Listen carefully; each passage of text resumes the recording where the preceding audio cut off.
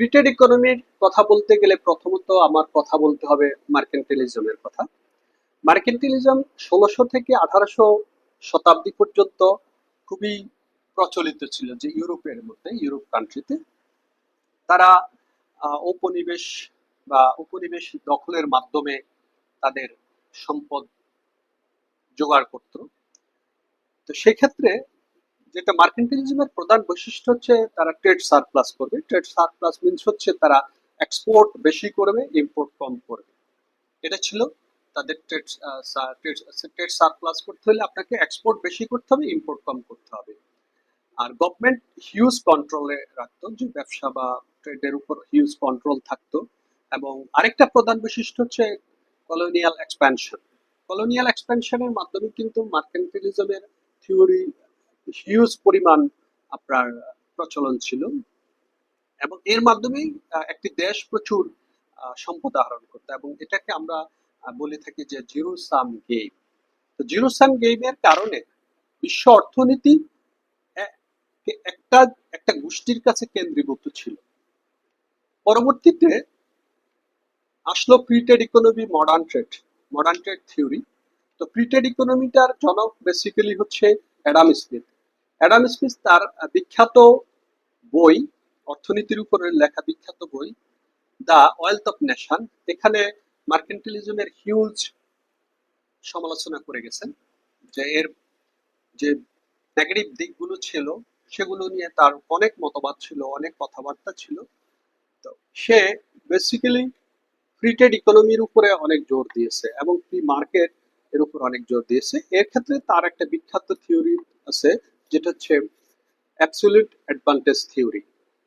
Absolute advantage থিওরিটা basically এর base করে হচ্ছে আপনার ইফিসিয়েন্সির উপর বেসিস করে, কোনো রাষ্ট্র যদি কোনো একটা প্রোডাক্ট ইফিসিয়েন্ট ওয়েতে উৎপাদন করবে, তাহলে সে সেটাকে এক্সপোর্ট করবে, ইন্টারন্যাশনাল মার্কেটে ট্রেড করবে। এটা ছিল তার কনসেপ্ট, যে ট্রেড বেস, যেটাকে আমরা বলবো ট্রেড বেসড অন ইফিসিয়েন্ট ওয়েতে ম্যানুফ্যাকচারিং করবে, প্রোডাকশন করবে, এবং সে অন্য দেশে এক্সপোর্ট করবে। তো এখন আমাদের দেশের যে অর্থনীতি, আমাদের দেশের অর্থনীতি বা মার্কেট বা শিল্প বাণিজ্য ফ্রি ট্রেড ইকোনমিতে রান করতেছে। তো ফ্রি ট্রেড ইকোনমিতে রান করলে এটা যদি, এর তো গভর্নমেন্ট রিজার্ভ থাকার কথা, সেন্ট্রাল ব্যাংকে রিজার্ভ থাকার কথা, হিউজ পরিমাণ রিজার্ভ থাকার কথা, কিন্তু আসলে আমাদের রিজার্ভ হচ্ছে না বা বাড়তেছে না, এটা আমরা লক্ষ্য করতেছি। তো এর অনেকগুলো কারণ আছে কেন হচ্ছে না। ফ্রি ট্রেড ইকোনমি যেমন অনেক ভালো দিক আছে, যেমন শিল্পায়ন এবং শিল্প বাণিজ্য, অবাধ নীতি, এই বিষয়গুলা, যেমন ফ্রি মার্কেট ইকোনমি, লেজেসপিয়ার, এই জিনিসগুলো যেমন ভাবে ইমপ্লিমেন্টেশন হয়, ঠিক তেমনি এটাকে কন্ট্রোল বা এটাকে ট্রান্সপারেন্ট ওয়েতে আপনার যদি রান করা যায়, তাহলেই কিন্তু দেশের অর্থনৈতিক অবস্থা উন্নয়ন হবে। কিন্তু আমাদের দেশে সেটা হচ্ছে না। আমাদের দেশে হচ্ছে যে ফ্রি ট্রেড ইকোনমির মাধ্যমে ম্যানুফ্যাকচারার বা ক্যাপিটালিজমের আধিপত্য বাড়তেছে, বাট আলটিমেটলি গভর্নমেন্ট গভর্নমেন্টের কোষাখাতে কতখানি রিজার্ভ বাড়তেছে, এটা একটা ইম্পর্টেন্ট বিষয়, থিঙ্কিং এর বিষয়। তো সেখানে অ্যাবসলিউট অ্যাডভান্টেজ থিওরি যেটা অ্যাডাম স্মিথ দিয়ে গেছেন, সেটা রান হচ্ছে। এরপরে হচ্ছে আপনার দেখা গেল যে অ্যাবসলিউট অ্যাডভান্টেজ, এখানে একটা দেশ যখন একাধিক পণ্যে তার ইফিসিয়েন্সি বাড়বে, তখন সেটা কিভাবে হবে, সেখানে ডেভিড রিকার্ডো এসে বলছে যে না, এখানে আবার কম্পারেটিভ অ্যাডভান্টেজ হতে পারে। ওখানেও আমার মডার্ন ইকোনমিতে, মডার্ন ট্রেড বা ফ্রি ইকোনমিতে কাজ হচ্ছে। তারপর পোর্টারের কম্পিটিটিভ অ্যাডভান্টেজ থিওরিতেও এসে সেটা কাজ চলতেছে। কারণ পোর্টার বলতেছে যে এটা ইনোভেশনের মাধ্যমে হবে, এবং সেটাকে কম্পিটিটিভনেস থাকলে সেখানে পোর্টারের যে মাধ্যমে হচ্ছে। অর্থাৎ আমরা যদি আমাদের অর্থনীতি বা দেশের অর্থনৈতিক উন্নয়নের যদি আমরা যদি করতে যাই, তাহলে আমরা দেখতে পাবো যে আমাদের আসলে ফ্রি মার্কেট ইকোনমি আমরা লক্ষ্য করব। ফ্রি মার্কেট ইকোনমিতে আমাদের কিছু বিষয় আছে যেগুলো আমরা প্রবলভাবে আহ ইয়ে করতে হবে, কন্ট্রোল করতে হবে। যেমন করাপশনটাকে আমরা সম্পূর্ণ যদি আমরা জিরো করতে পারি, তাহলে আমাদের ফ্রি ট্রেড ইকোনমি আমাদের দেশের জন্য অর্থনৈতিক উন্নয়নের জন্য হেল্পফুল হবে। তারপর হচ্ছে যে মানি লন্ডারিং, এই জায়গাটায় মানি লন্ডারিং এ আপনার ট্রান্সপারেন্টলি এটাকে মানে স্ট্রিক্টলি ডিল করতে হবে, তাহলেই কিন্তু ফ্রি ট্রেড ইকোনমির বেনিফিট পাওয়া যাবে। এবং ট্রেড সারপ্লাস করতে হলে আমাকে ফ্রি ট্রেড ইকোনমি তো বেসিক্যালি পজিটিভ সাম গেইন, এখানে হচ্ছে winning situation.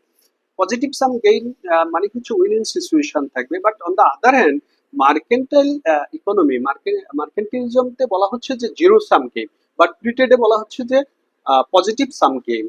Positive sum gain করতে হলে আমাকে অফকোর্স এই জায়গাটায় মানি লন্ডারিং এর দিকে খেয়াল রাখতে হবে, জিডিপি গ্রোথের এবং সাইজের এদিকে খেয়াল রাখতে হবে, ইনফ্লেশন রেটের দিকেও আমাদের মানে লক্ষ্য রাখতে হবে। এবং ইনফ্লেশন রেটে লক্ষ্য রাখার পর আমরা যে ম্যাক্রো ইকোনমিক ইন্ডিকেটরস গুলো আছে বা মাইক্রো ইকোনমিক্স ইন্ডিকেটরস গুলো আছে সেগুলো কিভাবে রান করতেছে সেগুলো মনিটরিং করতে হবে।